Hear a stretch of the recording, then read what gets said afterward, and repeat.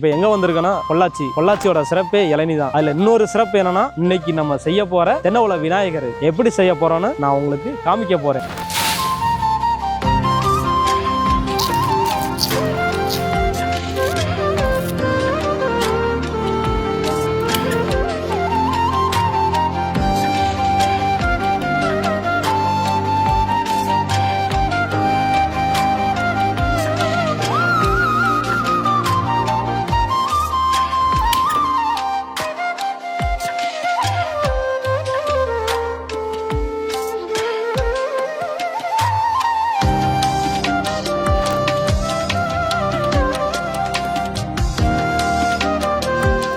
நம்ம சொன்ன மாதிரி விநாயகர் செஞ்சு முடிச்சிட்ட தென்னை உலையிலேன்னு எப்படி அழகா இருக்குன்னு பாருங்க. நான் எதிர்பார்த்ததை விட சூப்பரா வந்திருக்கு. என்னுடைய படைப்பு எனது கலை. லைக் பண்ணுங்க, ஷேர் பண்ணுங்க. நன்றி.